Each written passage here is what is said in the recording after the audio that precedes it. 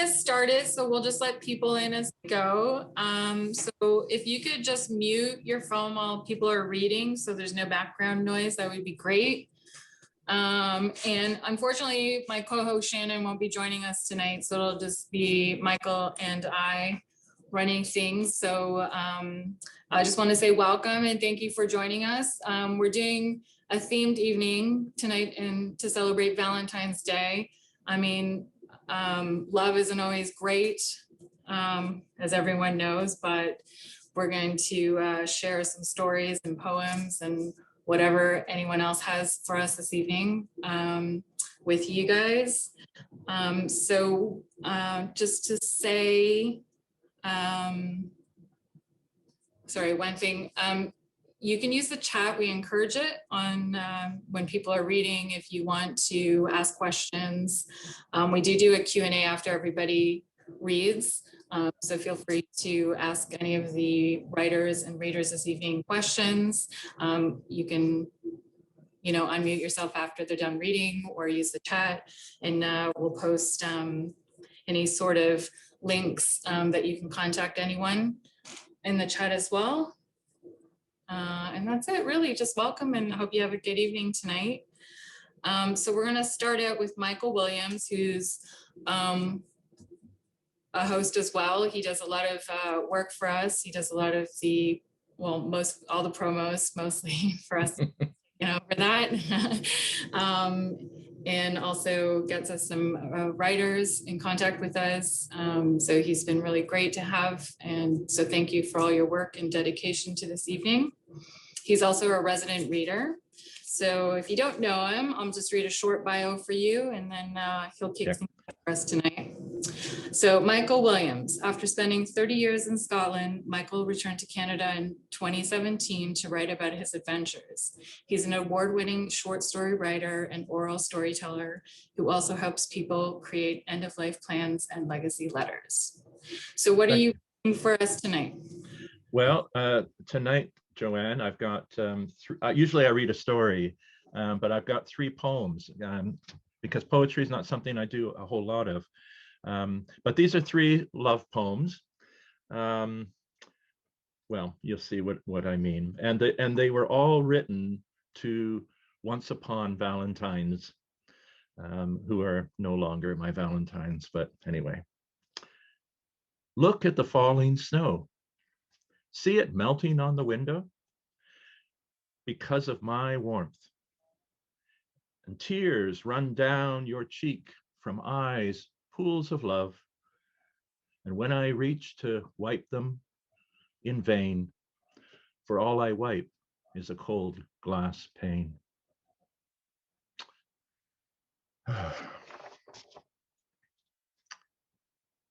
Sitting in the airport cafe. Sitting in the airport cafe, you said you'd feel less anxious if you moved through airport security into the waiting lounge. I agreed, since you were worried about how much I'd have to pay for parking. We walked in hand toward the gate, hugged for a long time. Parting, we smiled. I might even miss you, I said, but I won't admit it. You smiled, said goodbye, and walked purposely toward Paris. I watched and waited for you to turn around. You didn't. I wanted you to know that I was still there and that I only had to pay £4.50 for parking. And my last one, another Valentine. My hand gently caressed. My hand gently caressed her belly, fingertips kissing her soft skin, tracing the line of her ribs, her skin taut with excitement, up over the ridges and down again, like a child at play, when suddenly I felt the swell of her breast, and we both gasped for air.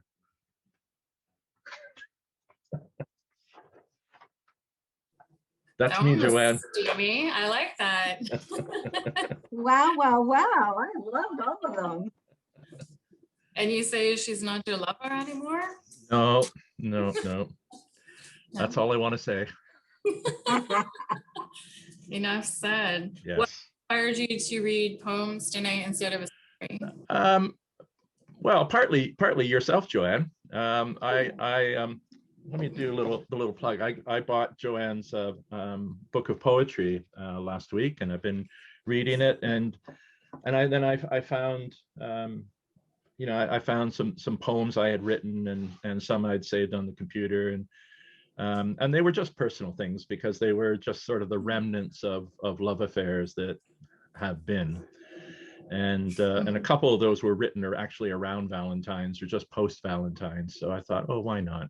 And it's not something I normally do. So I like to use these opportunities to take a risk. No, I'm glad you did. That was awesome. Do you mind ask if you have a Valentine this Valentine's Day? Yeah, sure. Yeah. Okay. Of course I do. I'm smiling, right? Yeah. We'll all be your Valentine. Thank you. Okay. Thank you. We're all together. It's all good. Yeah, all just right. being here. You all are. That's right. Does anyone have any questions for Michael? Usually everyone's pretty quiet until the end. Yeah. I find anyways, so don't worry about it. But feel free again to use the chat. And Michael, if you want to post any of your links to your website, I will. Did you want to talk about your legacy letters at all? What you do? Yeah. Really interesting. Well, Joanne, just briefly, Joanne mentioned I have this interest in end of life planning. In other words, I work with people around planning the end of their life, not ending their life, but just getting their affairs in order. I say that because actually a woman from Hungary got a hold of me in the middle of the night by email, and she was actually wanting my help to end her life. Oh. And I don't know. I tried to talk her out of it, and then she got mad at me, and then we just chatted, and then she disappeared, and I have no idea what happened. Okay, so just a disclaimer then, we're not promoting suicide. No. So, and one particular aspect of end of life planning is leaving a legacy, your stories, your wisdom, your recipes, your photographs, but to put something together for your loved ones that you can leave behind. And I'm a storyteller, so stories, people's stories interest me in particular, and helping people to document those stories or record them or video record them or audio or whatever. So so I do occasionally workshops on that topic. So and I'll put my website in the chat. So if anybody's interested in finding out more, I'll just put it in there. Perfect. Awesome. Thanks, Michael. You're welcome. All right. So now we're going to move on to our next reader, Margaret Terry from Burlington, Ontario. Margaret Terry is a writer, inspirational speaker, and award-winning author of Dear Deb, A Woman with Cancer, A Friend with Secrets and Letters That Became Their Miracle. Her book published by Division of HarperCollins US has been translated into Spanish and Russian. Margaret has written for Today, and I don't know if this was an error, but if I'm wrong, you can correct me, number 39's Christian magazine. Is that correct? I don't know. There's no number 39, just Today's Christian it's called. Okay, I don't know why that populated. I don't know, that was a flip. Today, Christian magazine, the Minneapolis Star Tribune, and the Hamilton Spectator. She is a contributor to Maria Shriver's Architects of Change inspirational blog and has written student success stories for Sheridan College of Applied Arts. Margaret has taught workshops at conferences in the US and Canada on writing memoir, as well as courses regarding the road to publication. She is a public speaker, a world traveler, and an avid antique hunter. We just shortened your bio a little bit, but anyway. Yeah, sorry, it was a long bio, yeah. It's okay. What are you reading for us tonight? I am reading a story from my book, Dear Deb, called Real Family. Great, anytime you're ready. Okay. Is your dad a real dad, Mom? Patrick stood beside me in front of the sink in the thimble-sized bathroom. He leaned over the counter and pressed his nose against the mirror. Yes, he's a real dad. I smiled at him in the mirror, batting my eyelashes to check if my mascara had set.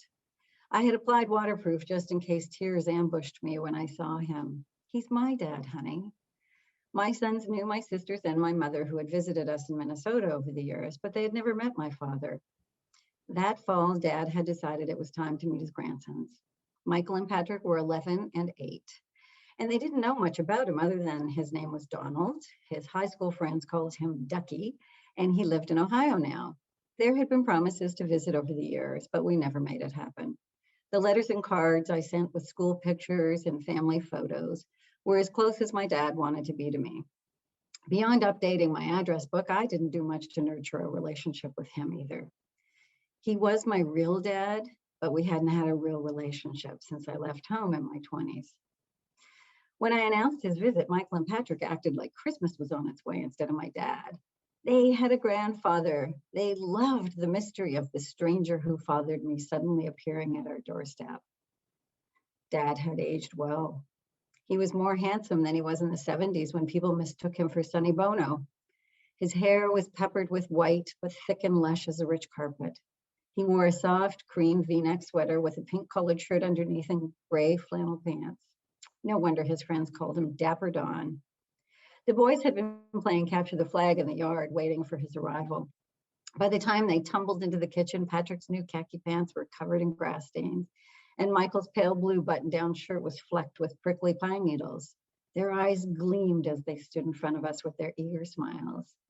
I wanted to throw my arms around them and exclaim, "Look, Daddy, look what I made. Aren't they beautiful?" But I stopped myself. I wasn't going to let Dad see how much I cared about him being proud of me. After a 20-year absence in my life, I was surprised I still cared at all.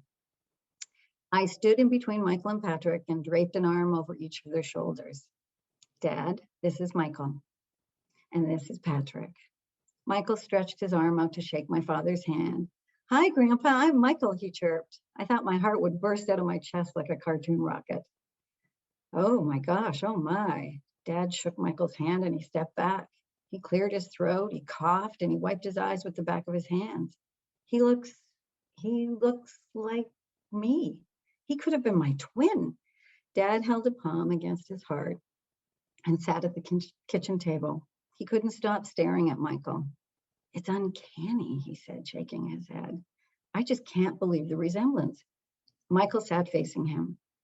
"You looked like me when you were 11, Grandpa?" "I sure did, pal. I'm going to send you a picture of me in grade school so you can see for yourself." Dad leaned back and placed his hands flat on the table. Michael imitated him, peering over his own hands to see if their hands looked alike, too. I felt a curtain lift as I remembered moments of my childhood. Dad's strong, masculine hands, always immaculate, nails trimmed evenly, hands that swung me in circles playing airplane, hands that showed me how to catch a ball, hands that clapped the loudest when I bowed at the curtain calls of my high school plays. I felt a powerful urge to rush over and stand in between my son and my father at the table. My desire to grab both their hands and hang on made me feel like I was being carried by a current strong enough to launch me over a waterfall. I yearned to know what it would feel like to touch them both at the same time, to be connected and to feel what other families felt. Families who celebrated holidays together, families who learned forgiveness and who were unafraid of their past. But I didn't move. A nerve twitched under my eye.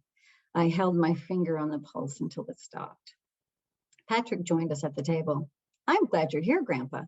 He pulled on his wrist like he was playing tug of war with his arms. "Hey, Grandpa," Michael asked, "I've got a question for you." "Okay, kiddo," Dad answered. He leaned forward. "Shoot." How come you took so long to meet us? I'm 11 now, you know." He picked a pine needle off his sleeve and he flicked it to the floor. "Well, now, I guess that's the $1,000,000 question, Michael." Dad heaved a great sigh and leaned back. "It's a very good question, Michael. Very good." He exhaled a whistle with no tune and he looked at me for help. I shrugged my shoulders. What could I say to help when I didn't even know why he wasn't in my life those 20 years. I had asked him many times to come to Minnesota to meet my sons, but it had been his choice to stay away. "Grandpa?" Michael tapped Dad's hand with his forefinger. "Why didn't you come here before?" "The truth is," Dad cleared his throat, "the truth is, I don't have an answer to that, Michael. I really don't know why it's taken me so long to come here and meet you." He hung his head low and he stared at his lap. Patrick and Michael studied him, the father of my childhood, who was once a boy who looked like them. Dad peered up at them, his eyes misted. But now that I'm here, I'm hoping I can be part of your family. He grinned a boyish grin. Starting right now, right here, if you'll let me. Michael stood up and beamed. You are our family, Grandpa. Geez, you're my mom's dad. Yeah, Patrick echoed. You're our mom's dad. Your family already. They threw themselves on him and hugged him shamelessly. They loved him because he was family, and they loved him because he was there. All done. That's beautiful. Thank you. So did you want to tell us what your Deb is about? Oh, can I do this and show it? Of course you can. Absolutely. And it's Promote yourself. You can get it at Chapters or on Amazon, anywhere. You can get it in Spanish. It's in Audible, although I don't like the Audible version because she has a very strong American accent and it doesn't sound like me at all. Yeah, it's not a book about cancer. It's a memoir via letters, basically. And I had a friend who had 6 months to live, who had stage 4 lung cancer, and she just asked me to send her stories. And I started sending her simple little hopeful things. And then when she got really sick, I realized it was time to send her real stories. And I tried to look at the moments in my life where I was afraid or I felt out of control like she must. And I wrote about my divorce. I wrote her all kinds of stories and about my kids and raising my sons.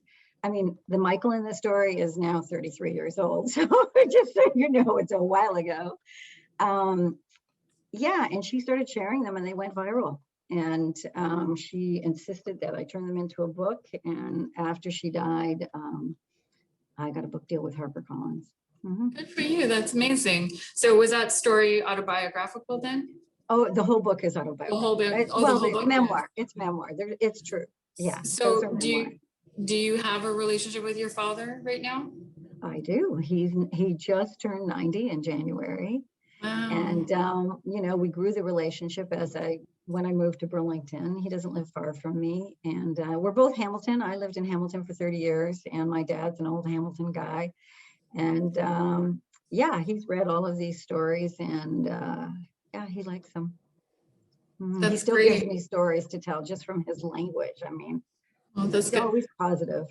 I like that you chose that story just because love, you know, there's a love for your parents and there's a different kind of love, family love for sure. Are you working on anything currently? Oh, I'm working on a couple of things, actually. I lived in France. I started going to France in 2014. It was a lifetime dream. And I go to this small village in the south, and I'm working on stories, Dear France, to France, and the difference in the lifestyle and the culture and the friends that I've made there. And I'm working on a piece to enter into the CBC nonfiction contest, which I've entered before. And I'm going to revisit a book that I started a while ago that's a novel. I don't think I'm as good at fiction. I'm naturally a memoirist, and naturally I write familial family stories and stories that have really happened that I've witnessed. But we'll see. Thank you for asking. And thanks for having me here. And thank you for all my friends who showed up. Just one more question before you go. I'm just out of curiosity. Would you rather be in France, or is your heart here in Canada? Oh my gosh. Well, I would rather be in France today because it's 18 degrees. I don't like winter very much. I don't like the gray days. And where I go is in the south, and they have 320 sunny days a year. So I love that. But my son, Michael, just moved here and bought a house with his beautiful wife, Michelle, and they live 8 blocks from me. So I'm really happy that I'm here to be with them and help them get their home set up and stuff. Great. All right. Well, thank you. If anyone has any questions for Margaret, please feel free to ask. Thank you. Thanks so much. At the end, people usually, there we go. We have somebody. I just wanted to share this. Hi, Margie. It's Patty. I'm so happy to be here. Oh, that's so sweet of you. I wouldn't miss it for a minute. I just wanted to share with all of you, I have read Margie's book, Deb, and I know the story behind it, and I've shared it with many friends and bought them as gifts.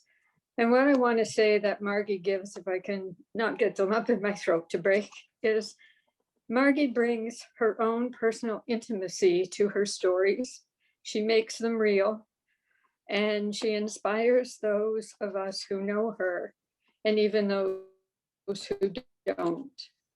You're a gift, Margie, and I love you. Thank you. Oh my gosh, thank you so much, Patty. That's so kind of you. Thanks, Take care of Patty. yourself. All right. All the Thank you. Patties are in the house, and all the Yes. Patties love Margaret. And my name is actually Patty Margaret. So there we I go. know Oh, that. there you go. Thank you. Love you, Margie. Oh my Oh, you too. Love you guys. Thanks, ladies. I put Margaret's contact information in the chat if you're interested in reaching out or have any questions or want to get any of her books. There we go. All right, our next reader is Amanda Nova from Winnipeg. She lives in Winnipeg, Manitoba, between going back to college at 38 and raising an aspiring scientist musician. She writes about love and life. She enjoys movies, music, and reading. She is currently working on publishing her first book of poetry, prose, and photography called This Disaster of Self. Welcome, Amanda. So anytime you're ready. Thank you for having me.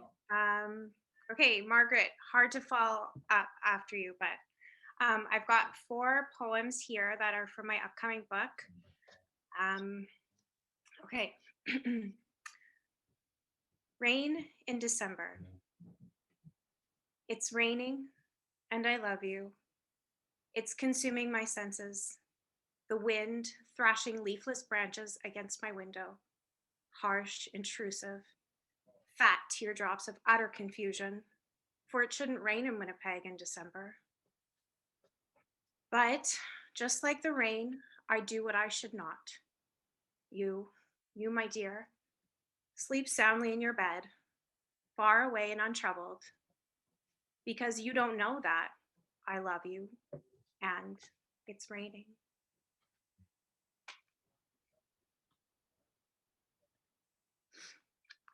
The oak. The air was stagnant. His angry questions and demands hung in the air, unable to penetrate her indifferent demeanor. She was staring out the window, her back to him, her arms crossed over her chest. Softly, without turning, she said, I told you, only until the oak tree blooms. She watched his reflection in the glass. He set a small, round object on the counter beside her and walked out. As she heard the door click shut, she looked down. A sob escaped her throat when she saw what he had left behind. A perfect little acorn.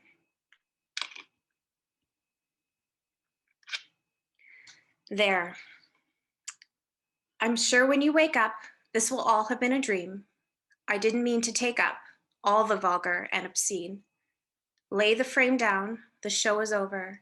I'm standing in the wind, letting go of your 4-leaf clover. Soft and pale, church bells ring through the city core. Ghosts calling as before. Loud and clear, are you listening, my dear? I've been here, I've been here, I've been here. Trapped in cordless cords, dust motes settling on these floorboards, stuck in your addendum, holding words for you and then some. Beneath golden lamps, nighttime's tireless tramps, hook my heart up to the amps, let it go just like so. Perfect chaos, all in a row. Silken flowers and tattered hair. I was there, I was there, I was there. Vinyl slats and drifting moonbeams. I'm your lover, you're unclean. I am not branded, just an offbeat kid. Inside the box, without a lid. Is 20 enough to prove my love? Glass and feathers and string. A 3/4 beat for kisses that sting. Good night, sweet spirits. Face east to hear it. Your name, waking up. Fluffy pillows and driving tears. I was here, I was here, I was here. The last vestiges of us. I ruined my whole life just to have you back for that one afternoon.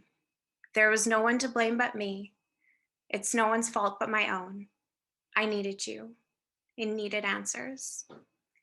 And even though we laid there, entwined, smiling, dozing, we spoke no words. I got all of my answers. The moment was too perfect to give in to sleep, too epic to lose a precious moment of our reunion to a dream. This was greater than any dream, any vision, and all the truths or lies before it. This magical mistake was worth every second. I told you I was dying, and I needed you beside me, needed to see your face. You came. With great hesitation, you came. And you gave me more in that afternoon than I could have asked after all that we had done. You gave me everything, took everything. I was yours, and you were mine. Then with a kiss and a smile, you were gone. Now I have my answers. Now I know that the place and time where I don't love you is nothing but a myth.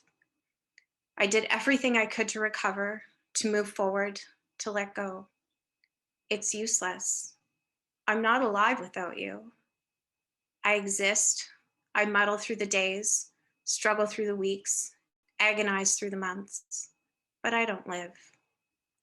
When you kiss me, I breathe. When your eyes crinkle at the corners and your face pulls up into a smile, your piercing blues drowning in my wild brown eyes, my heart remembers that it doesn't know just how to beat. It knows how to race and pound through every vessel and vein in my body. I've said it before. I'm just blank space between the letters without you. My whole life is the white surrounding an ellipsis, that tiny pathway that leads my story back to yours. I'm a fool, such a fool, weak and without resistance to you, my addiction. These are my answers, babe, to all the questions I couldn't bear to speak out loud. Of course, I'll keep going.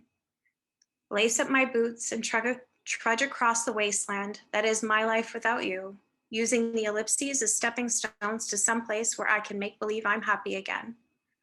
Let the world see my smile so that I break no hearts with my sorrow.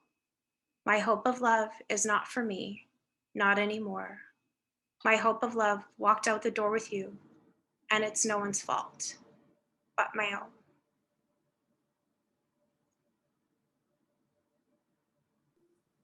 Thank you, Amanda. I just want to say, first off, you have the prettiest voice. Oh, thank you. You sound so sweet. I love that. So tell us about, you're working on your first book, Yeah. The Disaster of Self. So tell us a bit about that.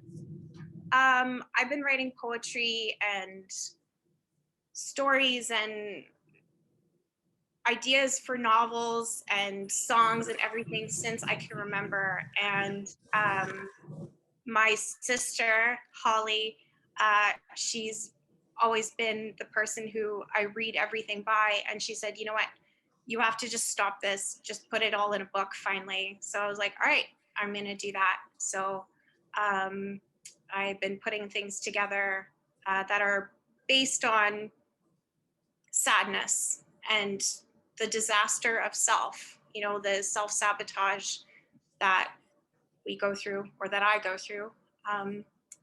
So hopefully it will be done soon and people will buy it. I'll buy it for sure. Now you're putting photography in that. So is that your own work? Yeah. As well? Yeah, it's my own photography. I love taking pictures. I love light and shadows and different things. So there's photos that are going to go with poems and then just, you know, just kind of all things that relate to my life, just all together. That's awesome. And are you still in college? I am. I've got 8 weeks to go on my program, and then I've got 4 weeks of practicum. And then after that, I will be a medical office assistant. So have something that'll pay the bills and keep me writing. That's awesome. Congratulations. Keep us posted. And is there any questions for Amanda anyone has right now? I posted your contact information in the chat if you want to get in touch with her. She is available to you. All right, thanks, Amanda.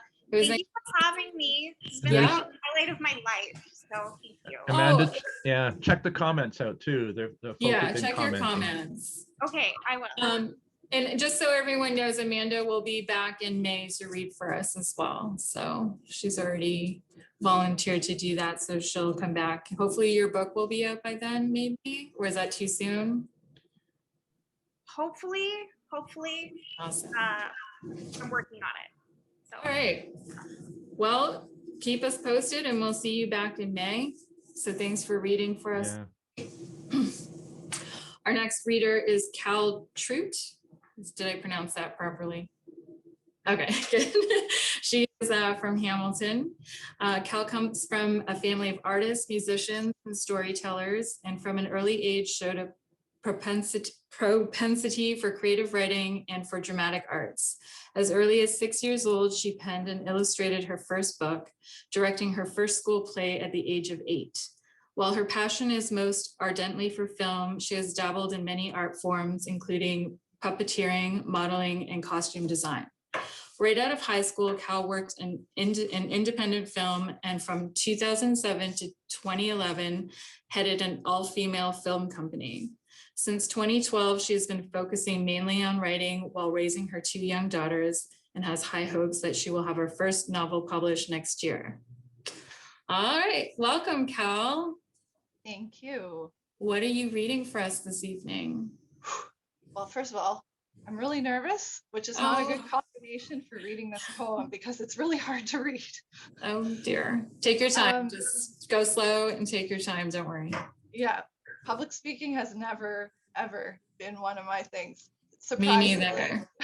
Surprisingly. Me neither, sister. So don't worry about it. So the poem, I'm also going to read a poem, and this poem is from my unpublished novel. And it's, to give you a little background, it's an example of epic or narrative poetry. So now for something completely different.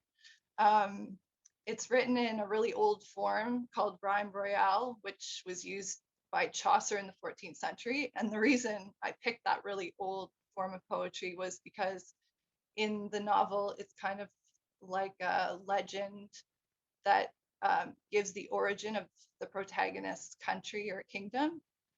So I wanted something that like felt kind of old. The inspiration for it was, well, 2 things actually. This Irish song that was lamenting the exile of Bonnie Prince Charlie, and the folk tale of the Pied Piper of Hamelin. I always loved that character as a kid. The Pied Piper, he was just mysterious. And but I wanted to make him into more of like a heroic Arthurian figure instead of like a mischievous character. So that's kind of the background for this. So it's definitely something different, but it still has love as part of it. Yeah, so the Song of the Piper King. At dawn of time, before the day when twilight in all places reigned, in muck and blood a corpse he lay, outside a keep there cast and pained. His body broke, his garment stained, and yet a light behind his eyes. What song is this that bids him rise? For in his fingers caked with clay comes forth a flute of slender wood. Once to his lips begins to play a note so sweet no mortal could have made it, or in his state stood. Yet up he gets among the flies. What song is this that bids him rise? His tune transcends the somber gray of stone and wood and dulled flesh. It pierces all, both sad and gay, dank air and thoughts made newly fresh, weak souls made bold, hard hearts all nesh.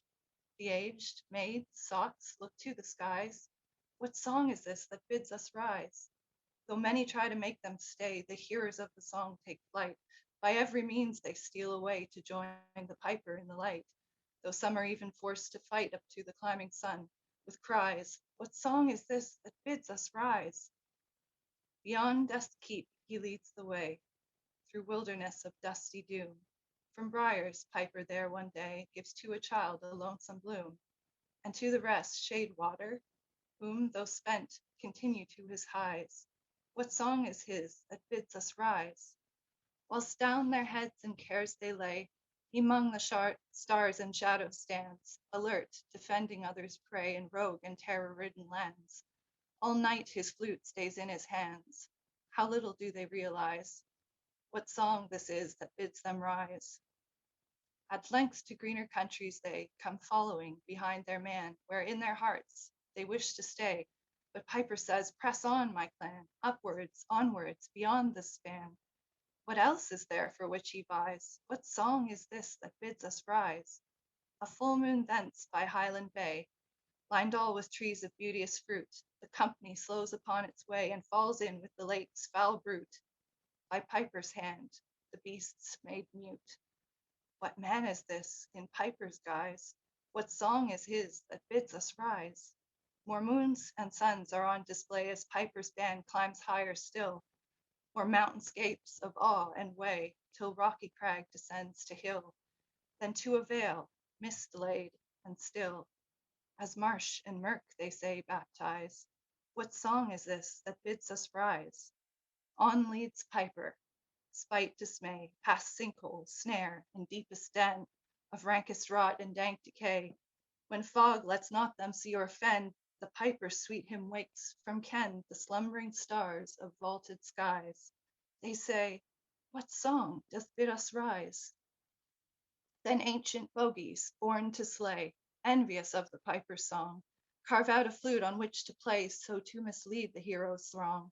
Yet Piper plays a tune as strong, a song that always bids them rise. Out of the vale, at last they gay, as far as runs a pass of stone. Behind them, hear the bogies bay and rail upon their flute of bone. Then Piper says, go on, alone, speak to the wall of rock, my heir, go by the way that mount will bear. The folk obeyed, beyond rock found dales of treasures vast, saw not their heir, whose song was true and did not fail. Princess, if you would take a care to know the fate of Piper fair, and what he met by fiendish hails, while his dear clan escaped the stare, my beloved child, do not despair. My song is love that never fails.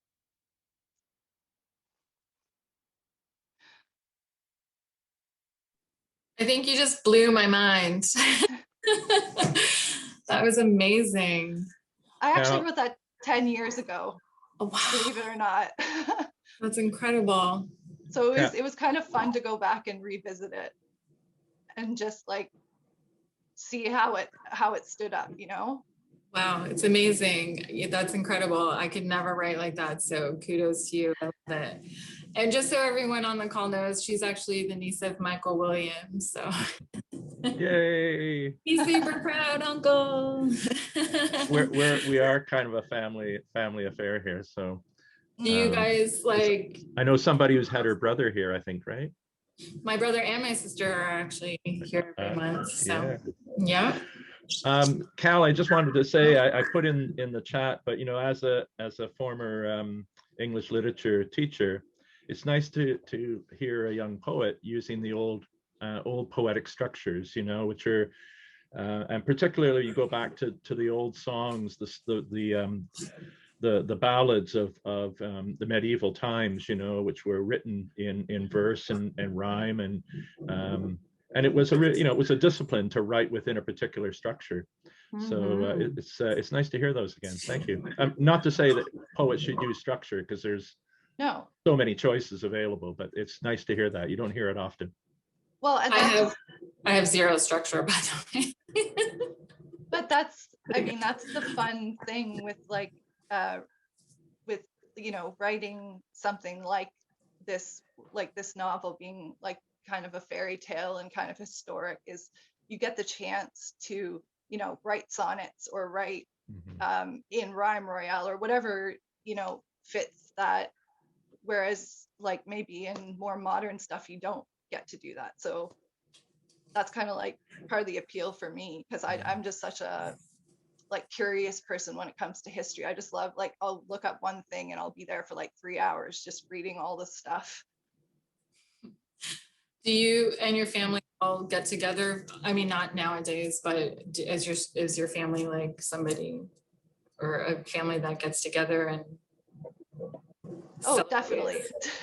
talks? Yeah, I can see that. I can definitely they're all storytellers, for sure. Some are a bit more applied than others.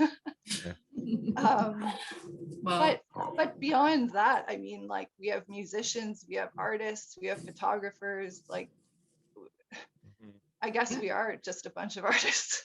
that's really special. That's good. That's why none of us are rich. Exactly.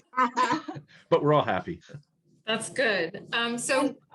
Your film your all-female film company, you plan to start something back up again in the future?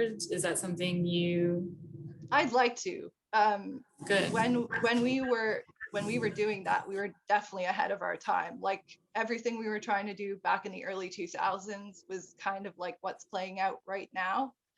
And we kind of knew we were ahead of the curve. And then my one partner got married, and then I found a partner, and then we had kids. And so we've just been doing that. But I kind of feel like to bring up some random allusion to Big Fish, Tim Burton's Big Fish, is like when Edward Bloom goes to that town and he comes too early and then he comes too late. And I feel like we're kind of like that with film. We were there too early and now we might be there too late. But the point is making art. So that's great. Are you working on anything now?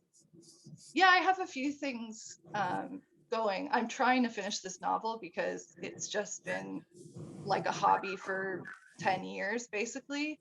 And I actually took 2020 off with my partner's blessing to try and finish it, and then the pandemic happened, so I'm slightly behind on that goal. But yeah, I feel like this writing a novel was not what I thought it was going to be. It was an education, and it was like a marathon. It is a marathon. So I feel like once I'm done this, I definitely want to do more film, because to be honest, it's just a lot easier. Wow, that's awesome. Okay, well, I know that you don't have any websites or anything, but I did put your Instagram information on there. It is a private account, so just in case anyone does want to reach out to you, or they can contact Michael as well. Yeah, that's perfect. Thanks for reading. Can I ask a question? Yeah. Can I ask her a question? First of all, well done. Like, wow, wow, wow. Yeah, I mean, I know that feeling nervous reading your own work, and you did a fabulous job of reading it. And I just loved your language, like the language that you used. I love Game of Thrones, Outlander, I love Shakespeare, and it just brought all of that to me. So my question is, what inspired you to write that, and what gave you the desire to want to understand that structure and to work within that structure?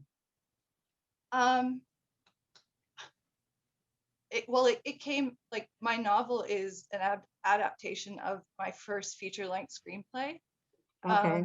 And it just happened to be because I was like a 19-year-old kid at the time, and it was my first time making a feature. And I was just like, if you could make anything, what would you want to do? And my like immediate response was like, I want to do make something like The Princess Bride, because that was like something I saw when I was 7, and it like really affected me and made me want to be a filmmaker. Yeah. And so basically turning that into a novel, I started, like, I was thinking of like Tolkien and different writers when they wrote their kind of fairy tale stuff would put in poetry, and I thought, oh, I'd like to do that because I write poetry. But then I started investigating like things that felt authentic to that, like the sort of fake time period or reflective time period that I was using in the story, and I just wanted to make it feel authentic. So I just started researching different forms of poetry, and it's fun because like I kind of have that brain which just likes playing around with words and seeing what I can fit in a small amount of syllables. And like I remember when I discovered there was such thing as a rhyming dictionary, I was like, what? I was just like a moment for me. So I'm kind of a nerd about that stuff, and I'm a detail oriented person. Like, things bug me if they're not as like true or authentic as they can be, even for something fictional. Well, your nerdiness translates really well in that poem. It was wonderful. It was just like your control over that language and the use of that language was, you know, I hope you continue with that because it was fabulous. I was just totally engaged. Thanks. Me too. Thank you so much, Cal. Thanks for coming, and you did brilliant. You couldn't tell you were nervous or anything, so. Awesome. Thank you so much. Any other questions for Cal before we move on? If not, you know, we're free to open up at the end of the evening for questions and answers as well, or you can post in the chat if you have any questions for her. All right, thank you. So I'm going to read next. I chose some poems from my 4 books. I'm going to read them chronologically. So you get an idea of or sample from each of my books, and they're all based on love for the theme this evening, the good and the bad. So my first book is called My Little Book of Randoms. It's actually sold out. I don't have any copies. This is actually my daughter's copy that I'm reading from. But I started out on hitrecord.org. I'm not sure if any of you are familiar with that. It's a website that Joseph Gordon-Levitt and his brothers started for artists around the world to collaborate. And they had something called Tiny Stories, which were haikus, basically. And they've actually released, I think, 3 books to my knowledge. I'm not sure if there's more, but there's artwork that goes with these haikus. So that's something I got into, these 1 or 2 line stories. So this is what my first book was based on. So I'm just going to read a couple out of there because they're very short.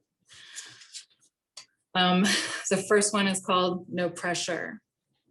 She decided to give herself a deadline instead of giving him an ultimatum. This way, she is in control of her own destiny. Sorry, my mouth is a little dry. Geronimo and Juliet. She was standing at the edge of the cliff, waiting for him with her heart in her hand. Are you going to jump with me? No, he replied, I'm going to save you. So he pushed her. And the last one is called Half Empty. Her heart was giant, and now it's medium. All right, I'm going to move on to my second book, which is called Unfinished Ink. I think this is actually my favorite of all 4 of the books that I put out, just because the time I put it out was a big transition for me, and I also turned 40. So I did a lot of stuff, and I put a lot of heart and soul into this one. That was very different from my first one. So I'm going to read some stuff out of here for you. Okay, this one's called Secret Crush. I could taste the cigarettes in your mouth, and you could taste the gin on my lips. A shooting star flew by as we looked up at the moon. We both wished for the same thing, not saying a word to one another. You kissed me again, as we had been doing all night. I dug my bare feet into the cold sand. You whispered, you're gorgeous. I whispered, I don't want to be your secret anymore. You grabbed my face and whispered back, you're not.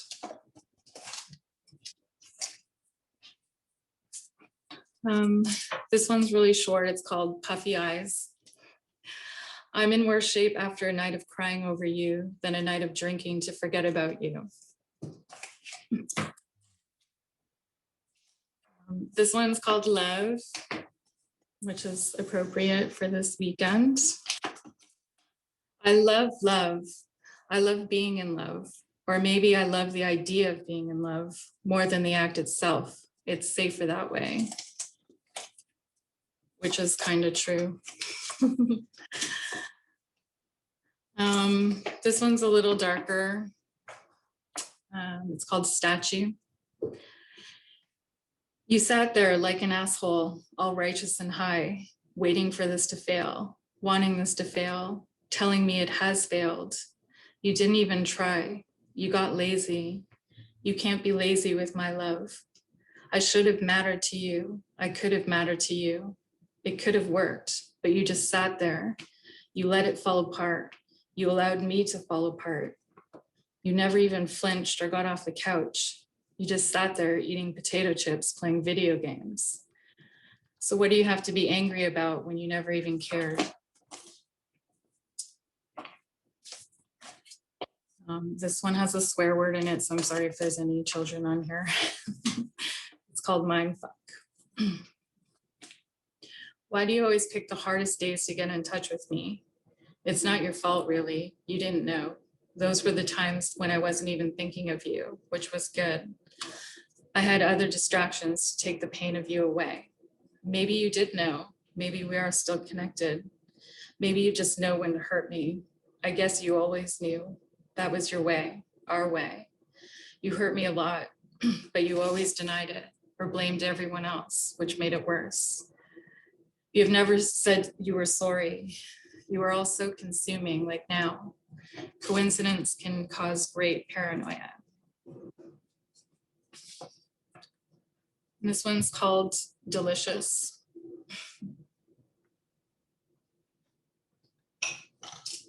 I can't get over your messy hairdo. It's perfect. I just want to mess it up even more. I want to hang with you this summer. We'll beat the heat with ice cream dates. We can lay in the grass for hours. I'll rest my head on your lap. You can play with my hair, running your fingers through it. We can have sleepovers and stay in bed all day, eating pizza and drinking tequila out of the bottle. We can play caps with our beers till dawn. I'll wear your shirt and you can stay shirtless. I'll lay on your bare chest and you can kiss my forehead. You can play with my tiny hands in yours and kiss them too. We can be sweet together, you'll see. All right, I'm gonna read from Love in a Trash Can, which is my third book that I put out. The first one's called Hotel. The kindness of a lover, picking your clothes up off the floor and laying them neatly on the bed for you while you're in the shower as he sits and reads the paper, waiting to share morning coffee with you. This one's called Last Lover. This town is polluted with your every breath, your lies, your disguise, your demise. You make my stomach churn. I feel suffocated by all your dirt and want to move. That's all I ever seem to do, and it never takes the sickness away. So I'll stay here and fill my body with your disease. And this one's called You Had Me. You said you wanted me more than anything. You said you'll come to me, that your ticket's ready. You want to marry me, you'll wait an eternity. You had me right where you wanted me. You had me right where you wanted me. Now things have changed, the plan's been rearranged. You forced me to doubt, then reality came out. You've made a mistake and left all this heartache. You had me right where you wanted me. You had me right where you wanted me. There's no turning back now. This to you I vow. No more failed attempts and no past regrets. Forever in my heart, though we're worlds apart. You had me right where you wanted me. You had me right where you wanted me. And finally, this is my latest book that just came out in late December called Ludus Love. If you don't know that word, I actually put it on the back because it's such a cool word that not a lot of people know. So I always get asked, what does it mean? So I thought it would be cool to put it on the back cover. This one's called Won't You Be Mine?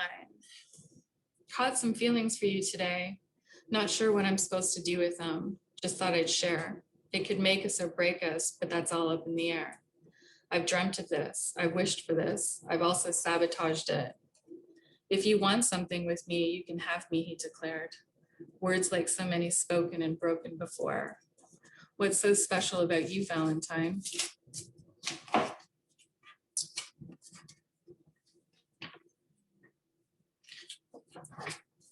This one's called Romantic. In the stillness of the night, my heart beats wildly for you, knowing that your love for me is true. That's the only sound that matters. And this is my last one called Twilight. Best time of day, you and the moon and the soft whispers of your love in my ear. I wish you till the day I die. That's it. Thank you. Brilliant. Thank you. I felt like I've been around the world of love, to all the dark corners and the light and the innocence of it and the harshness of it as well. Thank you. Yeah, there's some, darker ones in there, but I try to keep it clean just in case my daughter's listening or there's any other kids on there. So I try to be cautious. Yeah. Does anybody want to just unmute themselves and ask Joanne any questions or comment about what you heard? Joanne, Yeah, I have to say, I appreciate your sense of humor. Thank you. I really do. But the amazing thing is you have that ability to just punch. Like, I'm glad I never went out with you. But at the same time, you really evoke like the heartache as well. You're really good at the drama as well as the comedy of love. Thank you. Sometimes it's you gotta laugh. And sometimes it sucks, love stinks, as they say. So Joanna, I love listening to all of your little stories and your random notes. I just like the way you capture all your thoughts. But what I like most about it is you have a little girlishness about your delivery that I think is so sweet and lovely. I was in awe listening, and thank you. Oh, thanks. I just call it nerves, but thank you. No, that's good, Patty. That's good. I agree. Thank you. Can you say that? Can you say that bit again about something about being saved and he pushed me, or I? Oh yes. My Lord. That one's actually my favorite out of this one. It's called Geronimo and Juliet. Oh God. Let me find that again. Here it is. She was standing at the edge of the cliff waiting for him with her heart in her hand. Are you going to jump with me? No, he replied, I'm going to save you. So he pushed her. Oh my God, that one just goes bam. Thank you. It's so loaded up. There's such an honesty in your work, and it takes me by surprise when you go from so he pushed her to ice cream dates. And that just tells me they're so authentic, and I love that. I just want to keep hearing more because I know it's a reflection of you and your life, and it makes me want to know you more. Oh, thanks. I mean, a lot of it is about me, but some of it isn't. Some of it's just sometimes just a vision I have, or sometimes I see people on the street and I just think of a story. So it's not all about me all the time. But I mean, my head goes, I always think of things all the time, constantly, little scenarios in my head, movies, I always have like a music playlist or a soundtrack for anything that I do in my life. So my mind's always going, for sure. So there's also something very visual about your poems are very visual, and then looking at you read them with your beautiful tattoos. Oh, thanks. So beautiful. Read your poem with your beauty. Like it's extraordinary. Yeah, I agree, Patty. Great comment. You guys are going to blush. We have an exercise at theater school. This exercise we have at theater school is called Rose, Razor, Hug, Bad Smell. So a rose, when it's spoken, makes you feel really special and beautiful. A razor is quick and it's a deep cut. And a hug is just so supportive. And the bad smell is like, oh, it goes on and on. And when I was listening to your poetry, I thought, oh my God, this is a rose, this is a razor, this is a hug, this is a bad smell. And what I really like, and the word that comes to me, is that your poems are capsules. And they're succinct, beautiful rose, razor, hugger, bad smell capsules. You know what you're getting. Yeah. And I find, lovely. in a few lines, Joanne, you do what short stories do, a good short story where there's a little twist or a little, change or a revelation at the end. And you do that so marvelously in a half a dozen lines. And in your last line, the story just takes a turn. Yeah, I envy that. That's a great quality to have. Thank you. That's so kind. Everyone's so nice. Thank you. Well, Joanne, you're always the one asking the questions, and in the past few months, it's weird. We haven't really got to hear a lot from you, and I'm really glad that we have. I'm going to post some links in the side right now if you want to know a little more about me. Please, you're welcome to peruse these links. I went to LA and I did a 6-episode podcast with a friend of mine. We recorded it. I only have the one that I wrote and curated the music for, and I also actually read some of my poems in it. So it was my solo episode. So I'll post that if you want to listen to it and check out some good music. It's actually all based on love, because it coincided when Love in a Trash Can came out. So all the songs are love themed. It might not be all of your cup of tea, but some might enjoy it. And put your Etsy address in there as well. I did post that, in my Instagram, which is also private, but that's okay. Right. I know you or your name's familiar to me. I'll also post the YouTube that I did on the Artist Toolbox, which is on Cable 14, which was Shannon's. She was the host and I think one of the producers of that. That's how Shannon and I met. She's actually the co-host of this evening, but she was unable to make it tonight. So you can see her and I.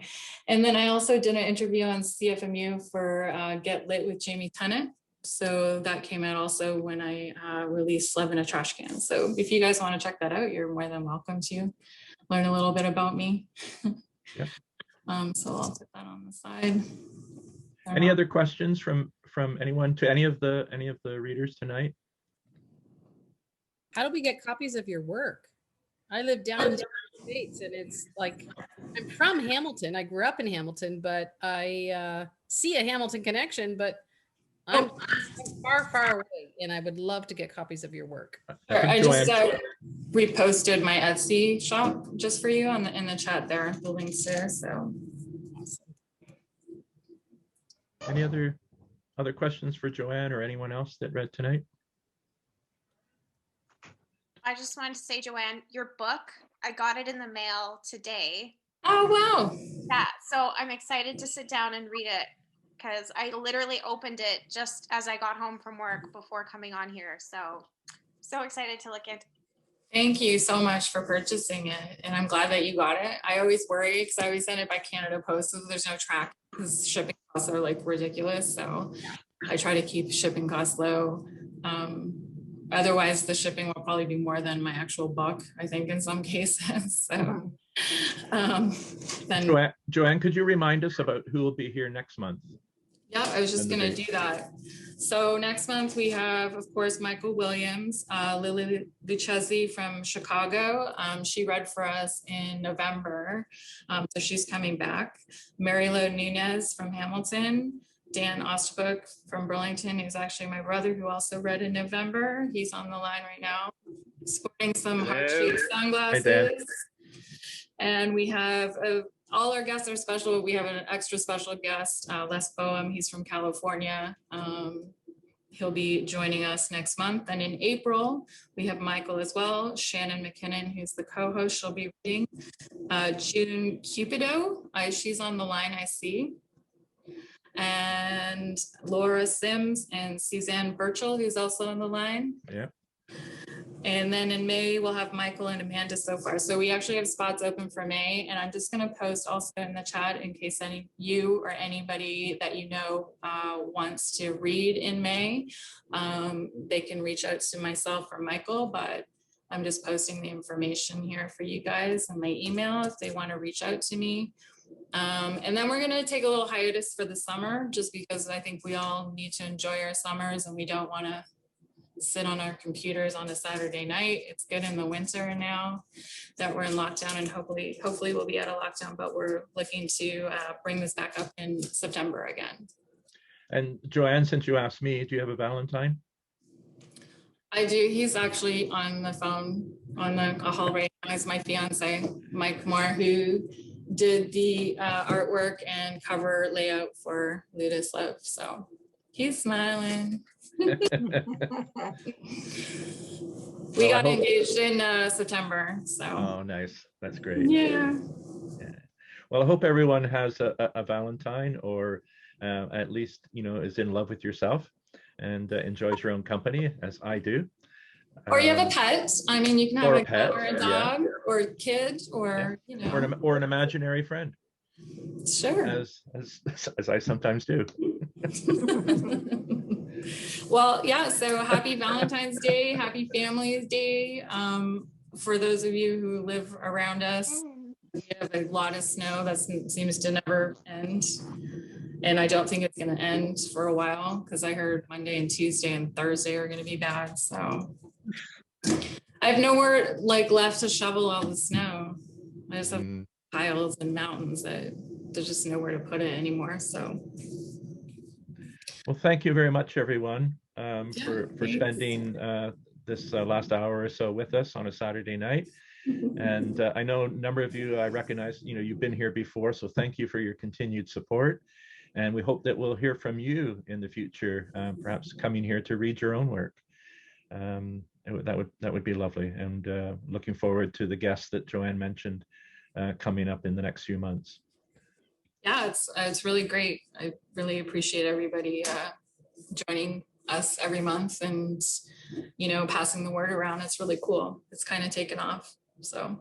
And thanks to the folks overseas who've tuned in very late at night. And a recording of the readings will be up on YouTube in a few days. And we'll circulate the link on Facebook, I guess, and other social media, Instagram, and so on. Okay. Anything else you want to say, Joanne, before we close up? No, I'm good. Thank you so much. Just have a great weekend. Enjoy the long weekend, and enjoy eating some chocolate or whatever you're going to do. Happy Heart Day to everybody. Yeah, thank good. you. Thank you, Happy Joanne, and Valentine's thank Day. you, Michael, for having me, and thank you for all the comments. Thanks, everybody. Thanks. Thanks, Cal, everybody. Margaret, everybody. Bye. Amanda, thank you. Good night, Jen. Thanks. Bye, guys. Good night. Good night, everybody. Night. Good night, Joanne. Good night. Good night.